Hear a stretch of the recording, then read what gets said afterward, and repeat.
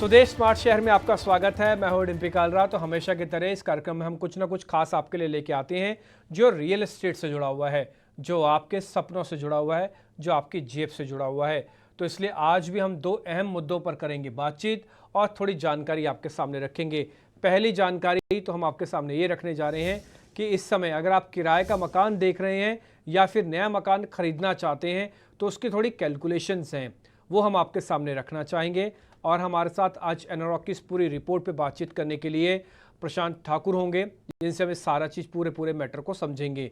तो एक तो ये हिस्सा है, और दूसरे हिस्से में हम ये जानेंगे जो आम्रपाली के रुके हुए प्रोजेक्ट्स हैं उसमें निवेशकों ने क्या खोया और अब निवेशकों को क्या करना चाहिए और क्या हो रहा है, इससे आप कैसे बचें। ऐसे बहुत सारे मुद्दे हैं जो इसी से ही कनेक्टेड हैं, यानी कि रुके हुए प्रोजेक्ट से। भारत में एक दो नहीं बल्कि कई ऐसे प्रोजेक्ट्स हैं जो रुके हुए हैं। एक शहर का अनुमान तो ये कहता है कि 40% तक प्रोजेक्ट्स रुक जाते हैं काम होते हुए। तो उन सब पे आम्रपाली की केस स्टडी हम आपके सामने रखेंगे। वेंकट राव हमारे साथ होंगे जिनसे पूरा मैटर समझेंगे, और इससे काफ़ी हद तक उन लोगों को भी आइडिया लग जाएगा कि जिनके प्रोजेक्ट्स रुके हुए हैं। तो कार्यक्रम की करते हैं शुरुआत। आइए सबसे पहले चर्चा करेंगे इसी एनरॉक की रिपोर्ट पे, जो ये थोड़ा बताने की कोशिश कर रही है कि आपको रेंट की तरफ जाना चाहिए या फिर अपना मकान खरीदना चाहिए। आइए शुरू करते हैं इस रिपोर्ट को। एक रिपोर्ट में हमने ये कोशिश करी है, जहां हमने ये फोकस किया है कि जो हाई डिमांड माइक्रो मार्केट्स हैं उसमें हमने स्टडी करने की कोशिश करी है कि कैपिटल एप्रिसिएशन ज्यादा होता है उन माइक्रो मार्केट्स में, या हमने रेंटल ग्रोथ ज्यादा देखा है। क्योंकि नॉर्मली होता क्या है कि बहुत सारे इन्वेस्टर्स रियल एस्टेट खरीदना चाहते हैं because of rental yields. And आप देखें, ट्रेडिशनली इंडिया में रेजिडेंशियल रियल एस्टेट में रेंटल यील्ड्स काफी कम रहे हैं। कुछ इंटरेस्टिंग तथ्य हमारे रिपोर्ट में जो निकल कर आई, टॉप 7 सिटीज हमने इंक्लूड किया था, which included Mumbai, Chennai, Hyderabad, Pune, Bangalore and Kolkata. हमने ये देखा कि जितने भी आईटी ड्रिवन माइक्रो मार्केट्स हैं और सिटीज है, फॉर एग्जांपल मुंबई, बैंगलोर, पुणे, हैदराबाद, और उनमें खास करके वैसे माइक्रो मार्केट जिनमें आप देखेंगे आईटी आईटीएस की डेंसिटी बहुत ज्यादा है, वहां पे हमने रेंटल एप्रिसिएशन का ग्रोथ कैपिटल एप्रिसिएशन से ज्यादा देखा। वही हमने और भी कुछ सिटीज में देखा, कुछ पर्टिकुलर माइक्रो मार्केट्स में, जहां capital appreciation was higher than your rental growth. घूम फिर कर डिबेट फिर हम इसी पॉइंट पे आते हैं कि भाई इस सिनारियो में वन शुड बाई और रेंट। देखिए, ये दोनों जो नीड्स है दे आर वेरी डिफरेंट। आप किस स्टेज ऑफ करियर पे हैं वो भी डिसाइड करता है कि आप रेंट पे लेना चाहेंगे या फिर आप खरीदना चाहेंगे for capital appreciation. Let's say if you are at a very nascent stage of a career, जहां आपकी मोबिलिटी बहुत हाई है, आपकी पेइंग पावर ज्यादा नहीं है, जहां पे आप एक कैपिटल डिप्लॉय नहीं कर सकते मकान खरीदने के लिए, वहां पे बहुत लोग रेंट के लिए प्रेफर करते हैं। वही दूसरे कैटेगरी के लोग हैं, वर्ग के लोग हैं, जो एक एक तरह की स्टेबिलिटी चाहते हैं, और इस एनवायरनमेंट में जहां रेंटल काफी हाई हो चुके हैं, दे प्रेफर कि चलो अपना एक मकान ही खरीद लेते हैं rather than just paying interest and not owning the asset at the end of the day. तो उस केस में वो खरीदना पसंद करते हैं। तो मेरे ख्याल से दोनों बिल्कुल अलग स्ट्रीम के थॉट प्रोसेस एंड नीड के हिसाब से है। एंड मेरे ख्याल से दोनों का डिबेट मुझे लगता है काफी और लंबा चलेगा, खरीदना चाहिए या नहीं खरीदना चाहिए। लेकिन मेरे ख्याल से अगर आप अपने करियर में फ्लेक्सिबिलिटी, आप अभी कहीं सेटल नहीं हो पाए, आपको लग रहा है कि आपको जगह चेंजेस करने पड़ेंगे नौकरी के लिए, तो उस समय एडवाइजेबल ये रहता है कि आप रेंट पे ले सकते हैं। लेकिन अगर आपको क्लैरिटी मिल गई है, if you want to invest from a long point term perspective, तो मेरे ख्याल से ये समय बहुत सही है खरीदने का। बिकॉज हमने देखा है पिछले 4-5 सालों में कैपिटल एप्रिसिएशन भी काफी हाई रहा है।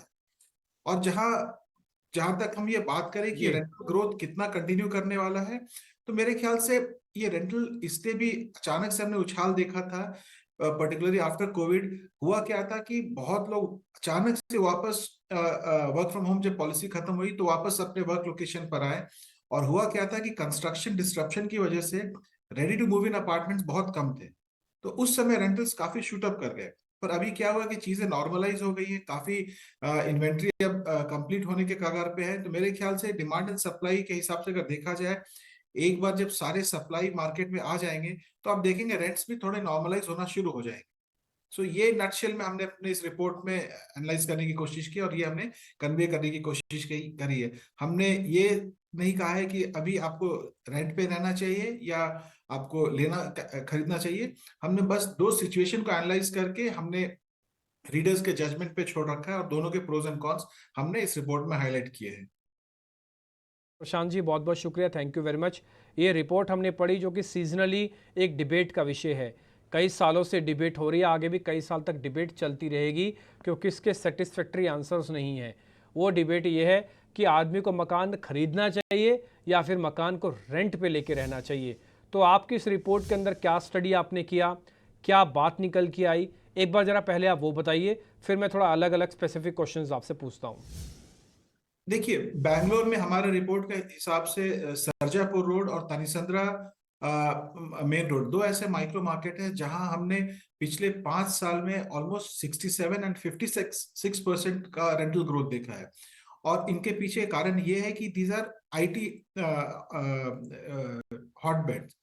तनिसंद्रा में आपको मान्यता टेक पार्क है which is a very big IT tech park, जहां पे आप देखेंगे काफी लोग उसके आसपास रहना पसंद करते हैं। सरजापुर में आपको सारी कंपनीज, विप्रो, इन्फोसिस, सबके ऑफिसेज हैं। सिमिलरली अगर हैदराबाद की बात करें आप, तो हाईटेक सिटी और Gachibowli, again the logic is same, IT driven micro markets हैं। पुणे में अगर आप देखें, हिंजेवाड़ी और वाघोली माइक्रो मार्केट्स है जहां पे हमने ऑलमोस्ट 52 और 60% रिस्पेक्टिवली हमने रेंटल एप्रिसिएशन देखा है। अगर हम मुंबई की बात करें तो चेंबूर और मुलुंड, ये दो माइक्रो मार्केट हैं जहां पे ऑलमोस्ट 38 और 26% का रेंटल इंक्रीज हुआ है। तो मेरे ख्याल से ये चंद सिटीज और माइक्रो मार्केट है जहां पे अगर अगर आप रेंटल के हिसाब से इन्वेस्ट करना चाहते हैं तो ये अच्छा, ये माइक्रो मार्केट्स काफी अच्छे माइक्रो मार्केट्स है, क्योंकि यहाँ पे आपको डिमांड हमेशा बना रहेगा। और ये ऐसा माइक्रो मार्केट है जहाँ पे काफी फ्लोटिंग पॉपुलेशन आती रहती है because of proximity to IT and ITES sector. Prashant ji, जैसे आप ये बात बता रहे हैं कि आप आईटी बहुत बड़ा रोल प्ले करेगा रेंटल को डिसाइड करने में, आपकी रिपोर्ट ये कहती है कि जहाँ पे आईटी का डोमिनेंस बहुत जाए वहाँ पे रेंटल गिरते नहीं बल्कि रेंटल बढ़ते हैं। मेरा एक और क्वेश्चन भी है, अगर मान लीजिए मैं 25 साल की उम्र से कमाना शुरू करता हूँ और 35 साल की उम्र तक मेरे को लगता है कि मेरे को एक मकान लेना चाहिए या फिर किराए के मकान पे चलूँ मैं, मेरे को ज़रा इसके बारे में गाइड कीजिएगा। और अगर 25 से 35 के बीच में मैं कमा रहा हूँ और मेरी अर्निंग्स हैं तो मैं कहाँ पे डिप्लॉय करूँ, सबसे अच्छी जगह कौन सी होगी और सेगमेंट के हिसाब से क्या खरीदना चाहिए? देखिए, अभी तो कैपिटल अप्रिसिएशन काफी हो चुका है, लेकिन अगर आप इन्वेस्टमेंट पॉइंट ऑफ व्यू से देख रहे हैं तो मेरे ख्याल से लॉजिक सेम होगा। जिन जिन माइक्रो मार्केट में रेंटल्स काफी अच्छे रहते हैं, उसका एक ये भी कारण होता है कि वहां पे आपको सोशल एंड इकोनॉमिक फैक्टर्स काफी पॉजिटिव प्ले करते हैं। सोशल इंफ्रास्ट्रक्चर काफी आपको अच्छा होगा, दैट मीन्स आपके स्कूल कॉलेजेस वहां पे हैं, आपके वहां पे जॉब क्रिएशन के पोटेंशियल्स हैं, proximity to IT ITS park. तो जिस एरिया में रेंटल ग्रोथ काफी अच्छा है, मेरे ख्याल से इन्वेस्टमेंट भी आपको वही करने चाहिए, क्योंकि ऐसे माइक्रो मार्केट में इन्वेस्ट करने का कोई मतलब नहीं जहां पे आपको रेंटल ग्रोथ या रेंटल का पोटेंशियल काफी कम हो। सो मेरे ख्याल से यही सब चंद माइक्रो मार्केट जो मैंने भी मेंशन किए would be a good investment option. और मेरे ख्याल से अगर आप इन्वेस्ट करना चाहते हैं तो सबसे पहला ये होना चाहिए कि आप एक लॉन्ग टर्म व्यू के हिसाब से इन्वेस्ट करें आज रियल एस्टेट में, क्योंकि वो दौर चला गया जहां पे प्राइस एप्रिसिएशन बहुत ज्यादा विद इन ईयर हुआ करती थी। लॉन्ग टर्म इन्वेस्टमेंट के ख्याल से आप एंटर करें मार्केट, और मेरे ख्याल से काफी ग्रेड ए अच्छे डेवलपर्स अपने प्रोजेक्ट लेकर आ रहे हैं। और अच्छी बात क्या है कि कॉन्फ़िगरेशन में आजकल बहुत चॉइस मिल रहा है। आप चाहे तो 1 BHK भी चूज कर सकते हैं अपने इन्वेस्टमेंट एपेटाइट के हिसाब से, 2 BHK भी कर सकते हैं आप, 2.53 पे भी जा सकते हैं। इन्वेस्टमेंट के ख्याल से मैं बहुत बड़े प्रॉपर्टी में इन्वेस्ट करने की सलाह नहीं दूंगा, क्योंकि फिर वहां पे आपको उसको रेंट पे लगाने पे थोड़ी मुश्किल होती है, क्योंकि जो भी फैमिली रेंटल के हिसाब से देखती है वो मैक्सिमम 3 BHK तक जाने की उनकी एस्टिमेट रहती है। जी they would not prefer a very big house.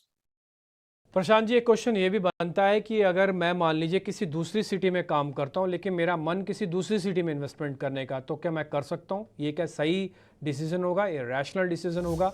Example के तौर पर जैसे मैं नोएडा में काम करता हूँ लेकिन मेरी होम सिटी भोपाल है, तो मेरे को नोएडा में पैसा लगाना चाहिए कि मेरे को भोपाल में पैसा लगाना चाहिए? ये एक बहुत इंपॉर्टेंट क्वेश्चन है जो बहुत सारे लोगों के मन में चल रहा है कि मैं यहाँ प्रॉपर्टी खरीदूं कि अपनी होम सिटी में खरीदूं। तो जरा इसके बारे में आप गाइड कीजिए। देखिए, मेरे ख्याल से रियल एस्टेट में, खास करके रेजिडेंशियल रियल एस्टेट में इन्वेस्टमेंट की बात तभी होती है जब आपने अपना एक पहला घर अपने रहने के लिए सिक्योर कर रखा है। तो मेरे ख्याल से सबसे पहला ऑब्जेक्टिव ये होना चाहिए, अगर आप एक रियल एस्टेट खरीदने की, घर लेने की सोच रहे हैं, तो सबसे पहले अपने एक एंड यूज के लिए आप लीजिए। बिकॉज आज के समय हमने ये देखा है कि एक need of physical asset is very important, specially during Covid time. सबने ये रियलाइज किया कि एक घर होना कितना जरूरी होता है। अगर आपने वो नीड अपना सिक्योर कर रखा है, तब मेरे ख्याल से इन्वेस्टमेंट के हिसाब से आप देख सकते हैं, और उसमें रैशनल, बहुत प्रैक्टिकल होना चाहिए। ऐसा नहीं कि मुझे अपने होम टाउन में इन्वेस्ट करना है, या मैं जहाँ पे मुझे जो शहर पसंद है वही इन्वेस्ट करना है। ये एक इमोशनल डिसीजन नहीं होना चाहिए, एक प्रैक्टिकल होना चाहिए डिसीजन। वो सिटी ऐसा हो सकता है जो कि बिल्कुल आप पसंद ना करते हो, पर वो बाकी पैरामीटर्स में काफी खरी उतरती है, जहाँ पे आप देख रहे हो कि काफी कमर्शियल और जॉब क्रिएशन एक्टिविटी काफी हो रही है, जहाँ पे इंफ्रास्ट्रक्चर काफी डेवलप हो रहा है, जहाँ पे आप देख रहे हो कि पोटेंशियल आने वाले समय में काफी स्ट्रांग है। आज के डेट में आप देखें, टियर 2 सिटीज में भी काफी ग्रोथ पोटेंशियल है, because of so extreme focus on connectivity. आप देखिए, छोटे छोटे शहर भी काफी पोटेंशियल उसमें आ रहा है, because of data center, warehousing, logistic park खुलने की वजह से। तो आप बिल्कुल कमर्शियल एंगल से देखिए कौन सी सिटी में इंफ्रास्ट्रक्चर की वजह से ग्रोथ अपॉर्चुनिटी आने वाली है, ना कि सिर्फ इमोशनल एंगल हो। पर again, the thumb rule is, आप पहले अपने एक एंड यूज के लिए घर सिक्योर करें, फिर आप इन्वेस्टमेंट की बात करें रेजिडेंशियल रियल एस्टेट में। प्रशांत जी, एक क्वेश्चन ये भी बनता है कि मान लीजिए मेरी जॉब थोड़ी इमूवेबल है, यानी कि मैं इधर से उधर मूव होता हूँ काफ़ी और मेरे को बार बार अपनी जगह बदलनी पड़ती है। तो उस केस में क्या मेरे को प्रॉपर्टी ले लेनी चाहिए? और अगर प्रॉपर्टी लेनी चाहिए तो कहाँ पर लेनी चाहिए? ज़रा इसके बारे में गाइड कीजिए। और अगर आप ये भी मान के चलिए, मान लीजिए मेरे बच्चे पढ़ रहे हैं और आगे चल के फ़ॉरेन में सेटल होंगे, तो फिर मैं इंडिया के अंदर प्रॉपर्टी क्यों लूँ? फिर मैं जहाँ पे बच्चों को सेटल करना चाहता हूँ, मैं उस देश में जाके क्यों ना प्रॉपर्टी को खरीदूँ? नहीं, मेरे ख्याल से आपने बिल्कुल सही पॉइंट हाईलाइट किया। अगर आप काफी मोबाइल हैं, फॉर एग्जांपल गवर्नमेंट एम्प्लॉय हैं, या फिर आपकी नौकरी ऐसी है जहाँ पे आपको हर 3 साल 4 साल के बाद मूव करना है, तो उस केस में मेरे ख्याल से रेंटल मकान ही काफी मायने रखता है। बिकॉज आपको फ्लेक्सिबिलिटी देता है, आप शहर के हिसाब से, अपने ऑफिस के लोकेशन के हिसाब से चूज कर सकते हैं। पर फिर भी मैं ये सजेस्ट करूंगा कि लॉन्ग टर्म अगर रिटायरमेंट प्लान के हिसाब से आप देख रहे हैं, तो आप एक एंड यूज के लिए आप प्लान कर सकते हैं। पर आपका प्राइमरी कंजम्पशन अगर एंड यूज के लिए है, तो अगर आप ट्रांसफरेबल जॉब में हैं, तो मैं सजेस्ट करूंगा आप रेंटल पे लें, और एक मकान लॉन्ग टर्म के हिसाब से, अपने रिटायरमेंट के हिसाब से, अपने फ्यूचर प्लानिंग के हिसाब से आप ले सकते हैं।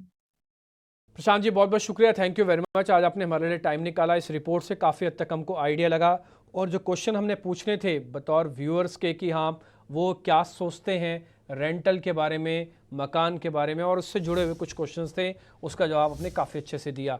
उम्मीद करते हैं जल्दी आपसे वापस मुलाकात होगी कुछ अच्छी रिपोर्ट्स के साथ। और बहुत बहुत शुक्रिया, थैंक यू वेरी मच, आज आप हमारे साथ कार्यक्रम में जुड़े। वक्त एक छोटे से ब्रेक का है, एक ब्रेक ले लेते हैं। ब्रेक के बाद जैसे हमने आपको वादा किया है कि आम्रपाली की एक केस स्टडी आपके सामने रखेंगे, और उस केस स्टडी का बेनिफिट आपके जितने भी रुके हुए प्रोजेक्ट्स हैं उस सब में आपको ये जानकारी बहुत काम आने जा रही है। तो वेंकट राव से करेंगे मुलाकात एक छोटे से ब्रेक के बाद।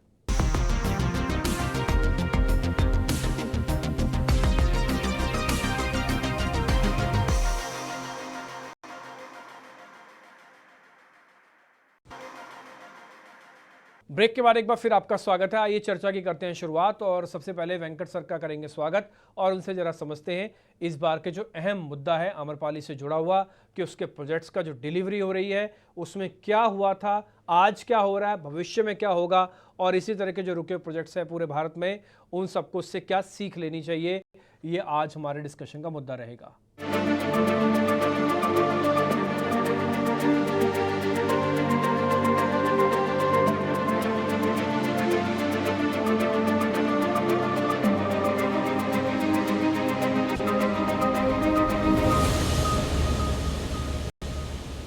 सर, सबसे पहला मेरा क्वेश्चन, आम्रपाली के कुछ एक लोगों को धीरे धीरे करके अब पोजेशन या मकान ऑफर किए जा रहे हैं, कोर्ट रिसीवर उनको मकान बना के दे रहा है, एनबीसीसी ने ये जिम्मेवारी ली है। लेकिन प्रॉब्लम रजिस्ट्री की है, अभी तक वो रजिस्ट्री नहीं करवा पाए।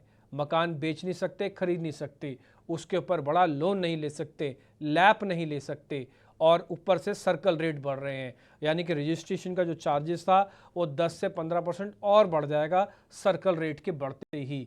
तो इन सारे मुद्दों पे कैसे आप इस पूरे मैटर को देखते हैं, और इस समय उस निवेशक को, उस इन्वेस्टर्स को क्या करना चाहिए जो आम्रपाली के फ्लैट लेके बैठा है? तो दो तीन बातें आपको मैं थोड़ा बैकग्राउंड समझाना जरूरी है, क्योंकि आपने सुपरटेक और आम्रपाली की बात कही है, तो कैसे डिफरेंट है। और यूनिटेक, तीन बातें अगर कहें, तीनों ये अपने मेजर केसेस हैं जो आपके नोएडा से काफी बड़े रिलेशन में रहते हैं, क्योंकि इवन यूनिटेक का एक्सपोजर भी काफी बड़ा नोएडा में रहा है। अब आप देखेंगे तो एक सुपरटेक को छोड़ के बाकी दोनों रिट्स के जरिए गए हुए हैं ऊपर, या क्रिमिनल अपील्स के जरिए ऊपर गए, सुप्रीम कोर्ट तक गए हुए हैं, और सुप्रीम कोर्ट ने इनको आगे बढ़ाया है। अनलाइक सुपरटेक का मैटर थोड़ा लिटिल डिफरेंट है बाकी इन दोनों में। इसलिए अगर आप जब यूनिटेक की बात करेंगे तो यूनिटेक एक तरीके से उन्होंने टेक ओवर करके गवर्नमेंट डायरेक्टर्स को बिठा के वो कंपनी आगे चलवाया है। और जहां तक आम्रपाली की बात करेंगे, आम्रपाली में एक तरीके से कंपनी की आइडेंटिटी जो है सो है, बट उसके प्रोजेक्ट्स को चलते हुए कोर्ट ने एक ऑनरेबल लर्नड रिसीवर को अपॉइंट कर दिया और कमिटी कॉन्स्टिट्यूट कर दिया, जिसके बेसिस पे उन्होंने कहा कि ये प्रोजेक्ट्स जो है आगे बढ़ाए जाएंगे। साथ में एनबीसीसी को एक तरीके से कॉन्ट्रैक्टर के तरह तरीके से कहिए अपॉइंट कर दिया है कि बाकी आगे जो प्रोजेक्ट्स जो है वो चल पड़े, और उसके लिए जो भी पैसा इकट्ठा कर रहा है, इंक्लूडिंग फंडिंग जो फाइनेंसेस चाहिए, एक तो होम बायर से फाइनेंस आ जाता है और दूसरा पब्लिक फाइनेंशियल इंस्टीट्यूशन से फाइनेंसेस आ जाते हैं। तो इसमें जो बैंक्स को भी कुछ डायरेक्शंस गई हैं, और कुछ एनबीसीसी जो कंस्ट्रक्शन कॉन्ट्रैक्टर है उन्होंने एक हर सारे ही आम्रपाली जितने भी प्रोजेक्ट्स हैं उनको एक रिवाइज शेड्यूल दे दिया है, और रिसीवर के अंडर ये दे दिया गया है कि वो सारे के सारे होम बायर्स का लिस्ट बनाए, और जो जो जेन्युइन होम बायर्स है 1 जुलाई 2022 तक, जहां तक मुझे ध्यान है, वहां तक का एक लिस्ट ड्रॉ किया गया है। उनको ऑप्शन दे दिया गया था कि क्या आप प्रोजेक्ट में रहना चाहते हैं या आप बाहर जाना चाहते हैं।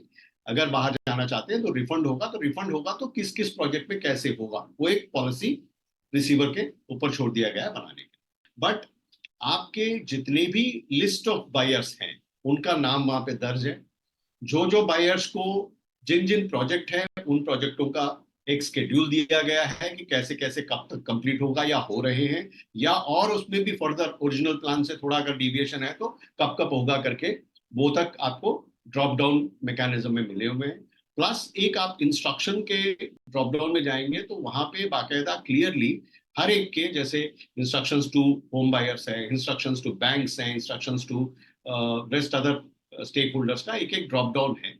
उसके अंदर आपने अगर रिफंड ऑप्ट नहीं किया, आप पोजीशन देना चाहते हो, तो उस प्रोजेक्ट का स्टेटस क्या है, आप जैसे ही एनबीसीसी के स्टेटस रिपोर्ट जहां पे जाएंगे तो वहां पे स्टेटस रिपोर्ट का एक कंप्लीट हर वर्क प्रोजेक्ट के अपडेट्स आ रहे हैं।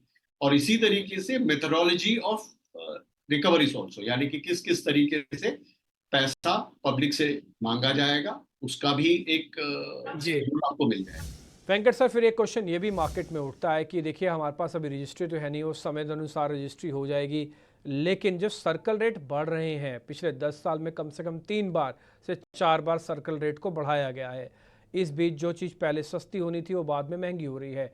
एक इन्वेस्टर्स क्या करे? बात सिर्फ आम्रपाली के केसेस की नहीं है, ऐसे हजारों फ्लैट्स ऐसे हैं नोएडा और नोएडा के आसपास के एरिया में जिनके पास रजिस्ट्री नहीं है, सिर्फ पोजेशन लेटर है, क्योंकि उसकी पूरी पेमेंट अथॉरिटी को नहीं की गई, इसलिए ट्राई पार्टी एग्रीमेंट के तहत अभी रजिस्ट्री बंद है या हो नहीं रही हैं। वो क्या करें? करेक्ट। जहां डिम्पी जी ऑफर ऑफ पोजीशन जो हो सकता है, ऑफर ऑफ ऑक्यूपेशन सर्टिफिकेट ही हो सकता है। अगर आम्रपाली की बात करें, सिर्फ आम्रपाली तक ही सीमित रहे हम, तो आम्रपाली में तो कम्प्लीटली डिजाइन प्रोसीजर है, आपको जैसे ही पोजीशन मिलता है आपको पेमेंट करना है और आगे बढ़ना है। तो गिवन दैट सिनेरियो, आप बाकी दूसरे प्रोजेक्टों की बात करेंगे या जो सफरिंग चल रही है जिसमें अगर ओसीबी आ गया, पूरा पेमेंट कर दिया, पोजीशन है लेकिन रजिस्ट्रियां कराने नहीं बढ़े आगे, तो देखिए उसमें जो नॉर्मल टेंडेंसी में ट्रेंड में चल रहा है वो चलेगा, लेकिन जिस समय भी जो आदमी रजिस्ट्रेशन कराएगा उस समय का जो ड्यूटी प्रिवेलिंग होगा उसको वो भुगतान करना पड़ेगा। वेंकट सर, एक क्वेश्चन ये भी उठता है कि मान लीजिए जब हम कोई फ्लैट मिल रहे होंगे आम्रपाली के, या फिर आम्रपाली जैसे ही कुछ लोगों को दूसरे भी फ्लैट्स मिल रहे होंगे, तो एक प्राइस सेटलमेंट मैकेनिज्म होता है। उसमें इन्वेस्टर ये कहता है कि मैंने ये पैसे दिए हैं, और उसके जो बिल्डर्स होते हैं, अथॉरिटी है जो उसने हैंड ओवर लिया हुआ है, वो कहते हैं कि नहीं इतने पैसे आए हुए हैं। तो कॉन्फ्लिक्ट अराइज हो सकता है, डिफरेंसेस अराइज हो सकते हैं पेमेंट के सेटलमेंट को लेकर, चार्जेस को लेकर, अदर चार्जेस को लेकर, और बाद में ये भी कि हाँ भी मास्टर प्लान भी चेंज किया गया होगा। तो ये सारे डिफरेंसेस को कैसे सेटल करेंगे अभी आम्रपाली के लोग और आम्रपाली के अलावा वाले भी लोग? ये चीजें ऑलमोस्ट डिम्पी जी, हम ऑलमोस्ट उस स्टेज पे पहुंच चुके हैं। ये चीजें सारे ऑलमोस्ट जो है ना क्लोज हो चुकी हैं ऐसे मैटर्स, क्योंकि इनको मौका दी गई है, इनके सारी वेरिफिकेशन हुई है, और उसके बाद ही फाइनल होम बायर्स लिस्ट वगैरह ड्रॉ किए गए हैं। तो वो काफी लिमिटेड कोई स्कोप होगा जिसमें वो डिनाई कर दें कि ये पेमेंट नहीं है, क्योंकि वो मौका पहले हो चुका है। मतलब 2022 में ही रिफंड और ये सब चीजें वेरिफिकेशन हुई है। तो आज जो है उनका मैं कहूँ कोई डिस्प्यूट का स्कोप काफी बहुत मिनिस्क्यूल है, मिनिमल क्या नॉन एग्जिस्टेंट है, क्योंकि कहीं सस्टेन नहीं हो पाएगा, क्योंकि जो लिस्ट फाइनली रिसीवर ने एक्सेप्ट किया है वो एक ऑलमोस्ट फाइनल लिस्ट है। उस पर एक तरीके से ऑनरेबल एपेक्स कोर्ट का डायरेक्ट इनडायरेक्ट मैं कहूँ एक अप्रूवल है। वेंकट सर, एक और चीज़ समझना चाहते हैं। आम्रपाली तो एक केस हो सकता है, एक केस स्टडी के तौर पे भी हो सकता है, जैसे आप सारी चीज़ें हमको बता भी रहे हैं, लेकिन ऐसे बहुत सारे प्रोजेक्ट्स हैं, ना केवल दिल्ली एनसीआर में, बल्कि मुंबई में, बेंगलुरु में, हैदराबाद में, कोलकाता में, राजस्थान में, भोपाल में, जहाँ पे इस तरह के प्रोजेक्ट्स अटके हुए हैं। एक लेसन क्या लेना चाहिए, एक इन्वेस्टर्स क्या करे उस केस के अंदर, कैसे पहचाने और कैसे इस आम्रपाली के स्टडी को अपने लिए एक लर्निंग स्टडी बना ले? डिम्पी जी, ऑनरेबल सुप्रीम कोर्ट जो है वो एक दिन में नहीं हुआ है। कई लोगों ने कई लेवल पे जाके इसको उस लेवल पे जाना पड़ गया है, क्योंकि लार्ज स्केल इन्वेस्टमेंट्स थी और लार्ज बायर्स इन्वॉल्व थे। अब आप ये एक्सपेक्ट नहीं करते कि हर मैटर में ऑनरेबल सुप्रीम कोर्ट इंटरवीन कर जाए, या मैं कहूँ कि कोई गाइडेंस मिल जाए। ये इनफैक्ट ऑनरेबल सुप्रीम कोर्ट का वैसे भी एजुडिकेशन का इशू है, तो नीचे लेवल पे ये होता रहेगा।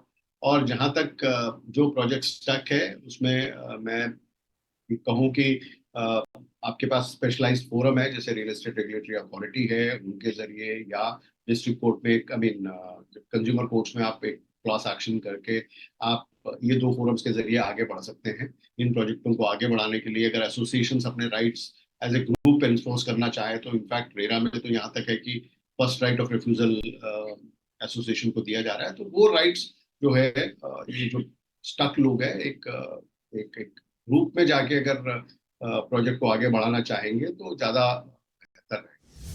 और एक आखिरी क्वेश्चन वेंकट सर आपसे पता करना चाहूँगा, जैसे मान लीजिए कई बार हम केस करते हैं बिल्डर्स के खिलाफ, या फिर किसी और चीज़ के खिलाफ, या फिर हमारे को किसी चीज़ से परेशानी है, तो क्या एक इंडिविजुअल को अपने लेवल पे केस करना चाहिए?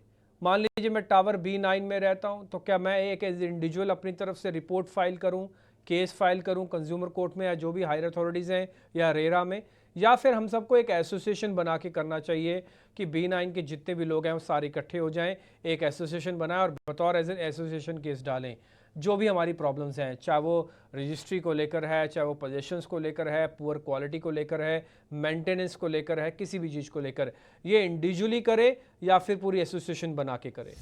देखिए डिम्पी जी, जहां तक प्रोजेक्ट स्टक है उसमें मैंने कहा कि एक ग्रुप एक्शन की जरूरत ज्यादा बेटर रहती है।